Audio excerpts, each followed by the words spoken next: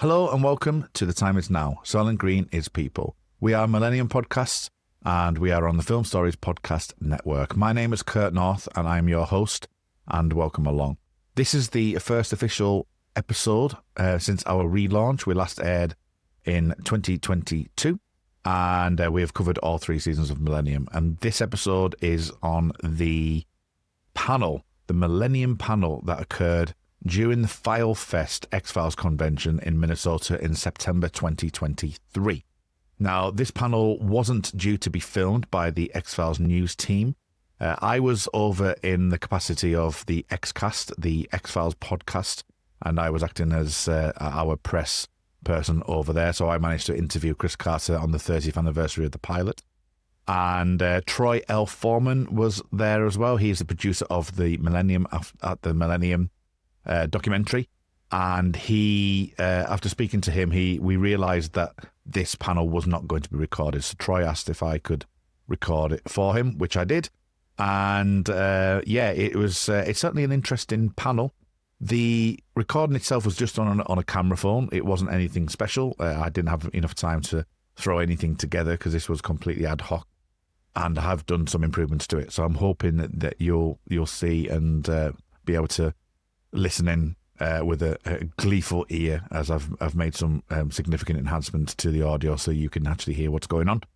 And they talk about quite a lot of things. They do talk about the X-Files. They do talk about the revival in certain points. Chris Carter talks about the potential of a revival of Millennium and what that would potentially look like, or what he feels that looks like.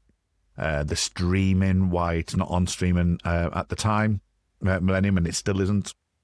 And he also talks about the women on the production team of 1013, both in X-Files and in Millennium, but also the characters likes of people who have played, like Sarah Jane Redmond, Megan Gallagher, Kristen Cloak.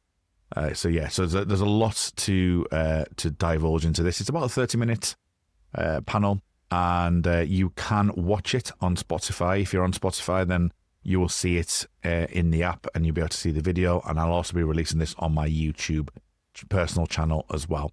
And if you're needing to find that, the best thing to do is to search for me, and that's on Linktree, linktr.ee/R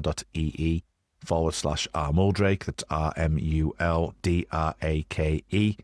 But enough of me. I'm sure you're really eager to watch and listen into the panel. So I hope you enjoy, and I will see you at the end.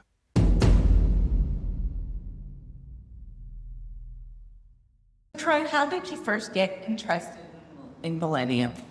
The easy, quick answer to that is I was always a fan of Lance Henriksen, and he's one of those actors that I thought should have his own series. And when I found out he was going to get his own series, I was excited about that. And then added Chris Carter. After watching the first couple seasons of The X-Files, I was pretty stoked about him and Lance working together. And so then why do a documentary about the show? I think the show deserves more recognition than it actually has. I wanted to do something so that the cast and crew know that there are people out there who love the show and appreciate the show, and let other people know that the show is timeless and it is as important as the X-Files as far as the way it looks, it feels, stuff like that. So Chris, how did you come up with, where did the idea for Millennium come from? It's a hard one. It came from 20th Century Fox holding a gun to my head saying, come up with a second show. I was a big fan of Silence of the Lambs. That was, a great movie. I actually know every frame of that movie.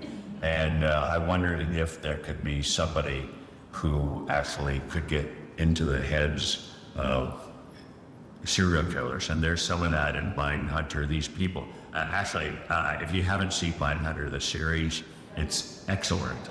You really should watch it. But anyway, I don't know exactly where the idea came from, but I could tell you that Lance Henriksen wanted to do it from the get-go, and I think that's centrally with the storytelling, the reason the show was a hit. You could tell me I'm wrong, but I have a memory of this. You were very secretive about what it was, what you were doing, and you were working on, obviously, while we were writing X-Files, and you didn't let me read it until you finished it. And even then, I couldn't tell anybody what it was. But my memory is that you've done an episode of The X-Files called Irresistible. That's right. Which is really not supernatural at all, other than you see the shadow of the devil, basically. But Donnie Faster is otherwise he could be Millennium. Yeah, that's my answer. But also, I felt, because I still think, as many hours of brilliant television that Kristen has written, the pilot Millennium is the best.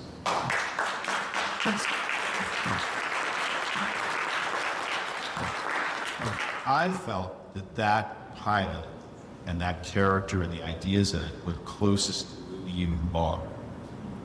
It's closest to your worldview, because you may want to believe in aliens, I don't know that you do. You don't necessarily believe in ghosts and monsters, but I think you do believe in the evil of the world, and that we all have this yellow house we construct. We want to pretend.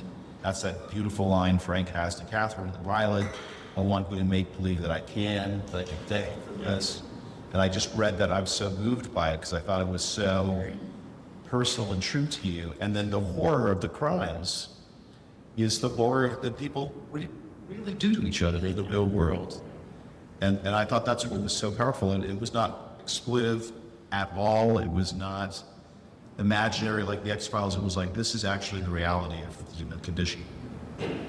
Yeah, I think, I don't know if it never landed with anybody, but those words, wait, worry, and then who cares, and the kind of cliche of that, and then the question mark appears, who cares, and Lance Henrich and Frank Black cares. So then, Frank, how did Chris snag you to get you onto this show? Well, originally there was another guy. There were a couple of very highly paid, very experienced executive producers that were hired because we still had X-Files season 4 to do. And they just weren't getting it. And after a few episodes, it became clear we were going to have to do X-Files and Millennium at the same time. That's 48 hours of television in 1 year, plus the X-Files movie you'd written in that year. So it was not inconvenient. It just happened by necessity. And that was the hardest year, I'm sure, both of our lives. That was the hardest year of my life, work-wise. There was season 4 of the X-Files, and we were doing those 2 TV shows, and as Frank says, the movie, and it was too much. I think someone told me, I don't know if it's true or not, but that every day there were 1,500 people that got up to work on X-Files, Millennium, and the movie. And I can tell you, I have about this much management experience. And it was a miracle that we actually were able to pull it off.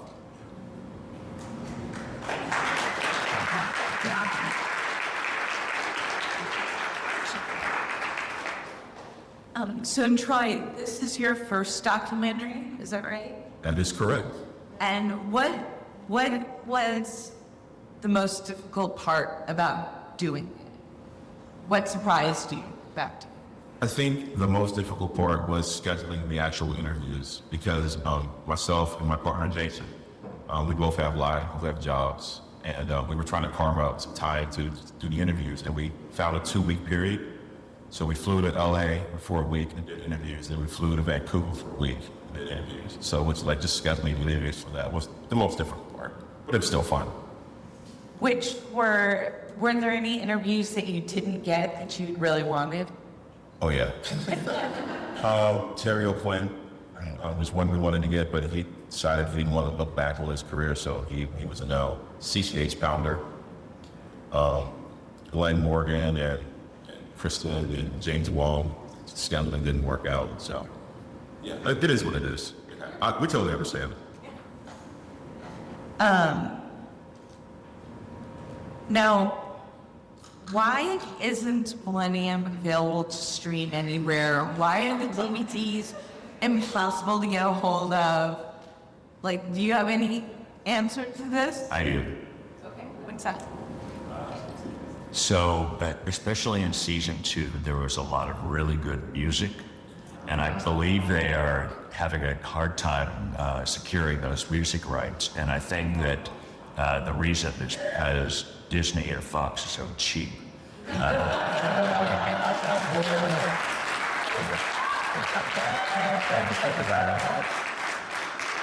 But I hold out hope that somehow they'll make it happen. It should actually be happening right now because nobody's making entertainment, so perfect time. Absolutely. All right, I have a fan question here. It's very specific. At the end of season 3, we're shown a body which is implied but not confirmed to be Peter Watts. Was this going to be a misdirection, or would Peter have been confirmed dead in the 4th season? I asked you this question a while back, Frank, on a podcast. It just didn't give me an answer.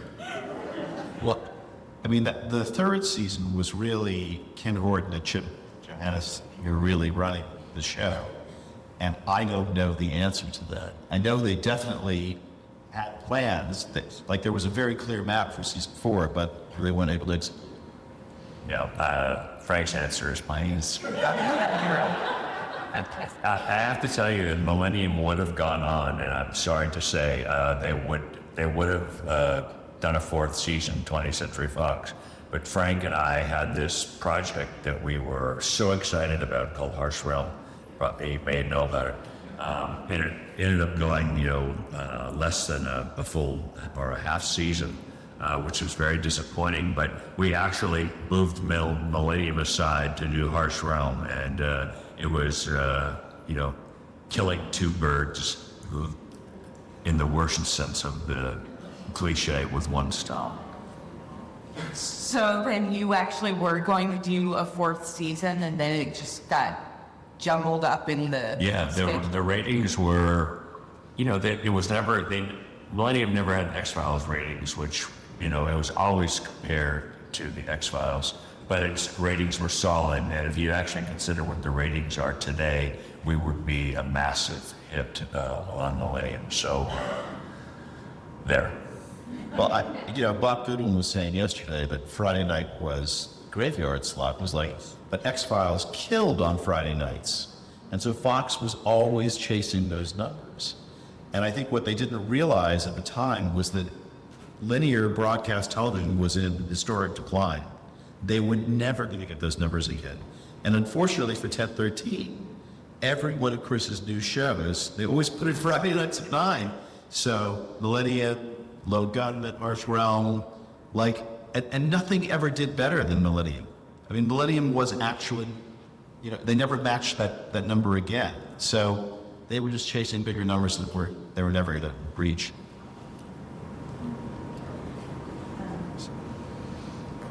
Chris, in the documentary, you mentioned meeting people who you feel personify evil. Can you talk about that at all, or? I have known evil people.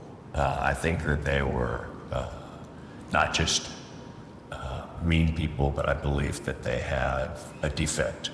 And those people are scary, scary people. And I have to say, too many of them are lawyers.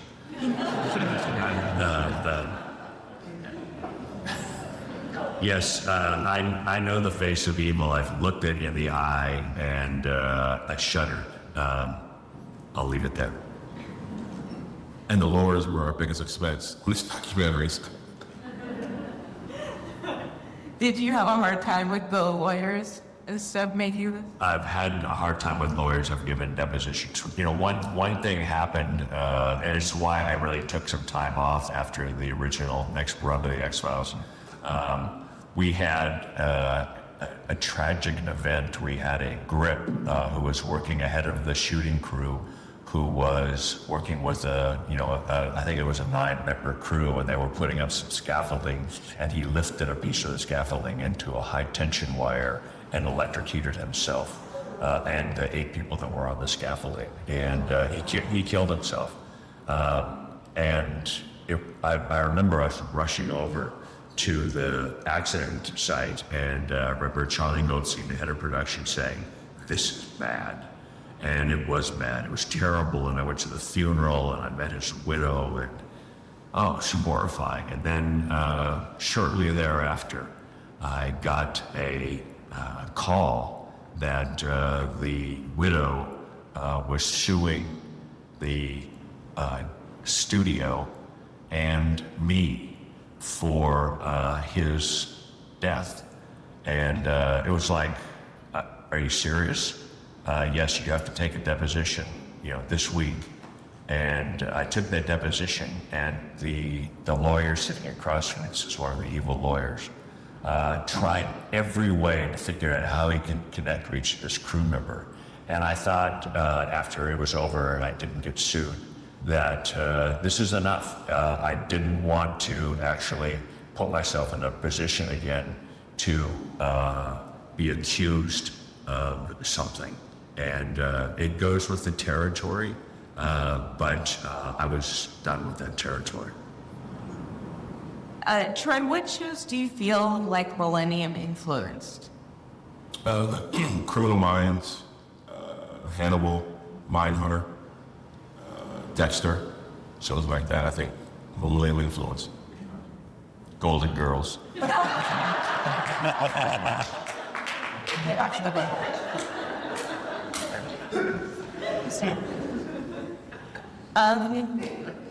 So then, let's open it up to some questions. Does anybody have any questions? I'll have one. Sure. The pilot and the aesthetics that you've got for the pilot, it's very similar to the Red and the Black. Was that a conscious choice? Is that something that you wanted to really portray? Or is it just a matter of the way that you knew you could do that and the way the Red and Black came about? I can honestly not answer that question. I'm sure there's some crossover because we were working concurrently, but that is one of those episodes. I have to go back and watch again. We were talking about this. I go back and watch the X-Files now, and I watch it like a new viewer in some cases. And it's the same with Millennium. It's like,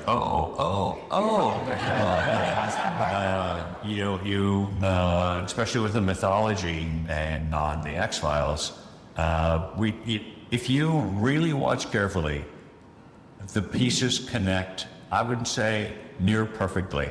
The story is complete and whole, and the connections are sometimes tenuous, as Frank was saying. We would set up something in season 4, and then you would see it again in season 7. And I think that is, for a lot of people, it was too much work, and they loved the standalone monster episodes. And that's great. But the relationship between Mulder and Scully is so connected to the X-Files mythology. And that was our place to let it play out. So I'm talking about X-Files again, but it's as it relates to Millennium. So my memory is that you loved the movie Set. And I think, didn't you get the production designer from 7? Yeah, he was the assistant production designer. Yeah, for the no pilot. longer with us. Yeah. And I just remember Chris was obsessive about the look of the pilot, and David Nutter, who's one of the most accomplished pilot directors in television history, probably the most successful pilot director in television. Like, Chris really put him through his paces on that pilot, but the results showed, and that's probably the thing Dave Nutter is most proud of, is that pilot to this day.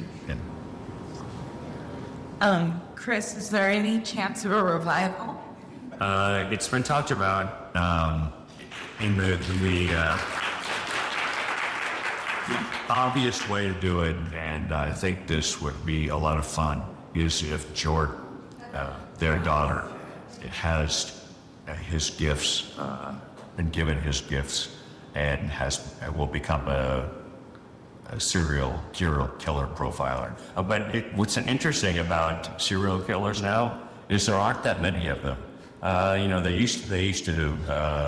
used to be hundreds of them that were being investigated. I think that number is down to like a dozen or something. So the show would have to deal in a different realm. Did anyone see Dahmer? Yes. Yeah. I thought that was great. And I think that we would have to take something from the success of that. I just wanted to take a moment, this is sort of less specific, I just wanted to take a moment to show appreciation and see if we could talk about the incredibly scary Sarah Jane Redmond for a moment. Oh, yeah.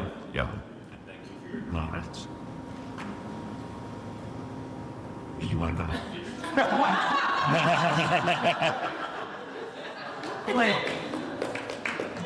You're talking about Sarah Jane. Yeah. Yes. She's made. Sarah was an actor who hadn't, she had worked on some things, but they were Canadian productions, and she approached me about doing Millennium. She liked Millennium a lot, and I wrote something for her, and she auditioned, and she's got a perfect affect for the person we were looking for, which was, the devil, Lucy Butler. And when I talked about evil, I thought Lucy Butler personified evil. When we shot her interview for the documentary, she called us up and she said, "You know what would be cool? If we could shoot my interview in a church." I think it would be cool to shoot Lucy Butler in a church. A church? Okay, so we happened to be staying in a hotel that was right next to this beautiful Catholic church. So we walked over there and they were having like an open house or something. And we just started talking to them and I was like, this is what we're doing, this is what we want to do. Would it be okay if we shot an interview here? I don't know how we did it, but they gave us an hour for free. And we went in and shot her interview. And if you've seen the documentary, there's a big cross behind her. And she's wanted that cross in the shot. So if you're watching the interview, yeah, we shot that in the church. And then that church burned down.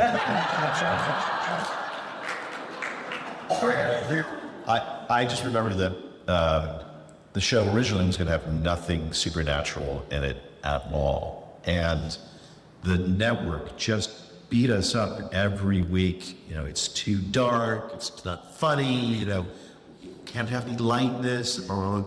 And finally, toward the end of season 1, Chris wrote, it was Lamentations, right? Is that the first one with Lucy Butler? And, you see Lucy Butler and she flashes to being a devil, a demon. And it was the first time we crossed. And I was uncertain about changing what I thought had been a hard and fast rule of the show until I saw Sarah Jane Redmond, who I think that she's my favorite character in the show, not outside of Frank Black, of course. And I think that is just one of the greatest TV characters. I mean, she was extraordinary because she was seductive, and the devil is seductive. And I thought it was just a great personification of evil. Yes, right here. Yeah, so I know it's been talked about a little bit in other media outlets, but for this setting, both X-Files and Millennium happened in anticipation of the Millennium, which was the big specter for all humanity at the time. If we were creating a show now, if you guys were, looking forward, what carries that weight of fear for humanity now? For a show? The Trump administration. I'm not listening.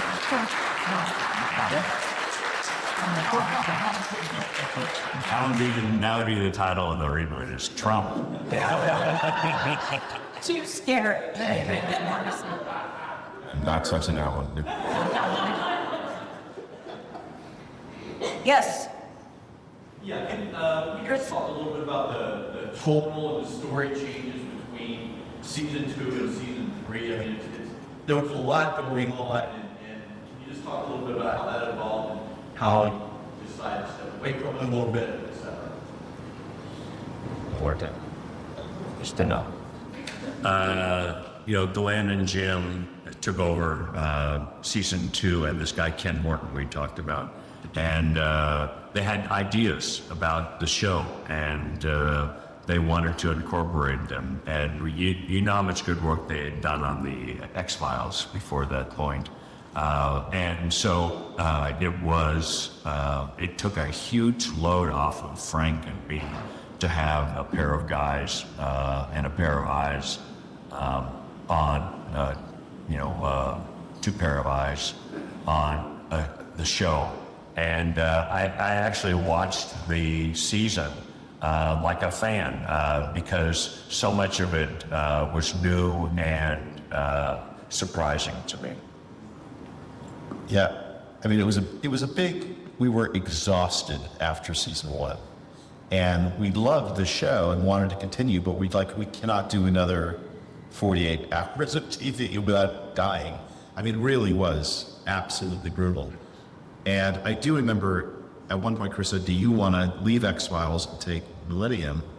And I thought about it for a day, and I can't leave X-Files. But wise decision. It was.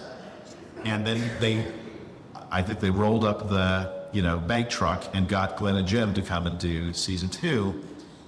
And as I said, the network was beating the crap out of us for how dark it was and the serial killers. And Glenn and Jim had T-shirts printed up that said something like 90% less serial killers or something like for season 2, which we didn't like I didn't like that very much, but it was their way of saying we're going to take it in a different creative direction at season 1, which they did, and which was great. But then when they didn't stay with the show and they left after season 2, then it fell to Chip and Ken. And Chip is a really gifted, I would say, poetic, artistic writer. And I just think it gave it a completely different tone and focus. And Chris and I came in and, contributed episodes, but it was really, his vision, his and Ken's vision for the 3rd season. So I really look at the show as sort of 3 distinct visions. It's like a triptych. Every season is different from the one that preceded it. Yes, right here. Yeah. So hi.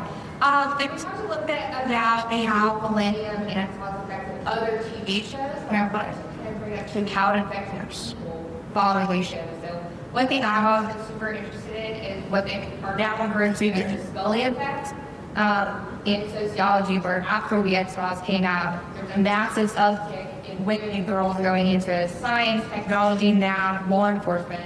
I'm a product of the Scully effect. I went into school for forensic networking and forensic science and ended up in federal agency. So I just kind of wanted to see how that feels for you guys. Was that intentional, or is it just like a fun byproduct of what you create? Wow, it's a byproduct. The women I admire most in my life are the strong women. And I admire scientists. My brother is a scientist, and he actually was a person who I could go to with almost any science question, and he would either give me a good answer or direct me in a certain way. We had this woman, Ann Simon, who worked on the show, who was very instrumental in the end of the 1st season. The alien human hybrid idea was something that we hatched together, and that it played out in seasons 10 and 11 was really cool. And Anne and her friend Margaret Fearon actually got us, I hope I'm answering your question, actually got a story credit on one of those episodes. But if you weren't here for the creative panel yesterday, I talked about how science is leaping forward with female reproduction. They say in 20 years, women won't even remember that there was a limit to their fertile years. That's how fast science is moving, and that with CRISPR, you can edit into the human genome, and there's already a doctor in China who has created designer babies, much to the horror of the scientific community. But it's happening, and it's going to happen. And we are on the cusp of something, not just AI, but to the actual changing of the human race, and for better or worse. Just to add my perspective to that, I think none of us anticipated the effect that either series would have on people. And I think the Scully effect is the thing that most of us are most proud of. And I think what's interesting looking back on it now, and I think Chris gets the credit for this, is that the depiction of female characters, both the X-Files and the Millennium, or diverse characters in the case of Clea Scott as in Hollis in Millennium. It's like there was no calculation, there was no pandering. In fact, it was resisting the pressure you would get, especially in that era. Like Chris said yesterday, like, where's the sexual tension with Scully and Mulder? And it's amazing to me how well both series hold up. You know, there's so much stuff you can look at even 7 or 8 years ago, and you cringe at the way women or gay characters were depicted. And there's none of that in X-Files Millennium. And that's really Chris and his respect for women. And the respect that it's mostly a male writing team. There were women, but it was overwhelmingly male. But Agent Scully and Catherine Black and Emma Hollis are strong, smart, they hold their own. And I think the dividend you reap when you put that out to the culture is that young girls see that and recognize themselves. So I think that's, applause to Chris.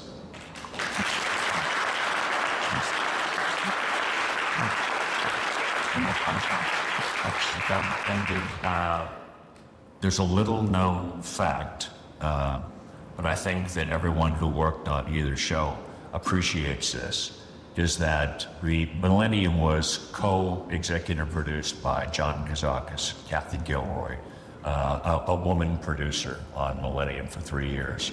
The X-Files had more female producers than male producers. That would include Bernie Caulfield, Michelle McLaren, and Grace Gilroy. We had 2 male producers, Bob Goodwin and Michael Watson. I'm super proud of that. We did something that people weren't doing.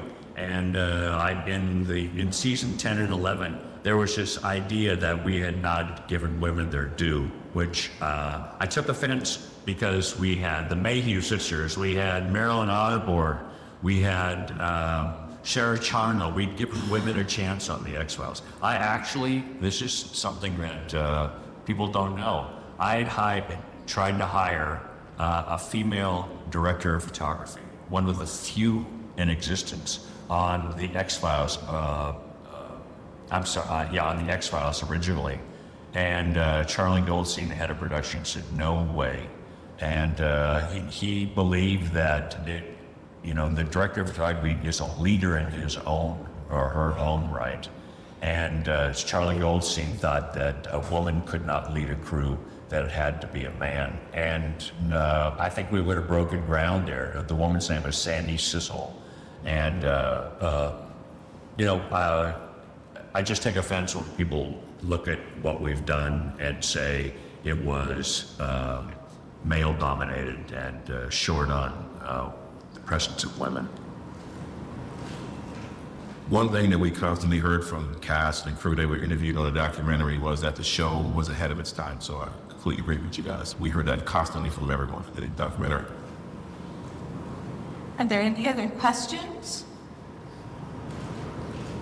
Oh. Right here.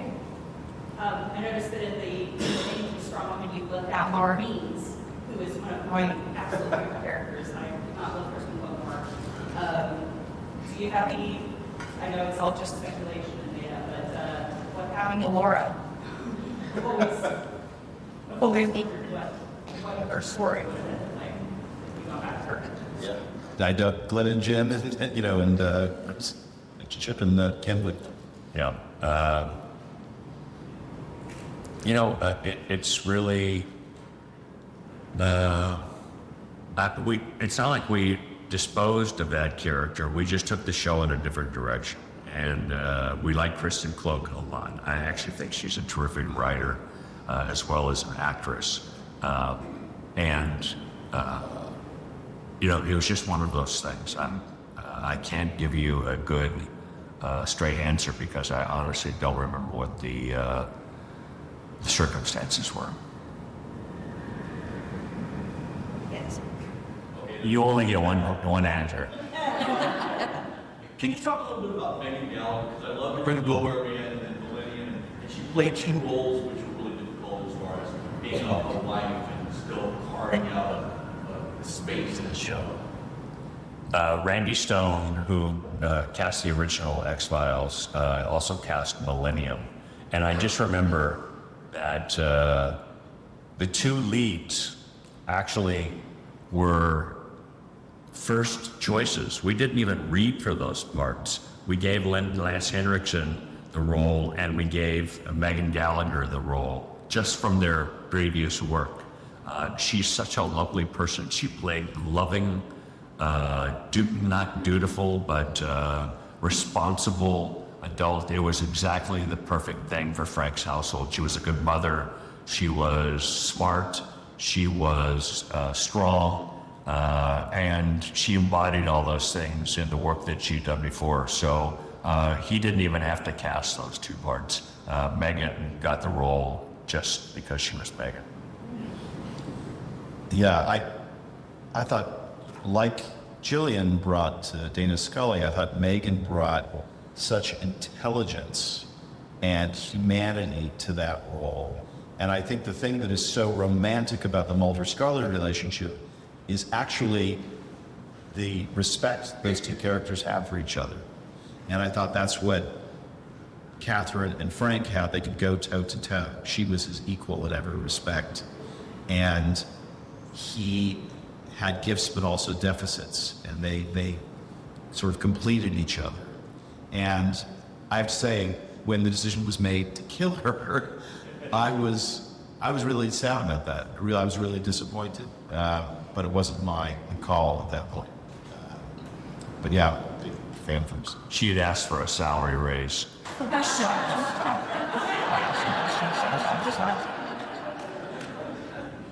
All right. Well, thank you guys so much. I know you guys have other things to get to, so thank you very much.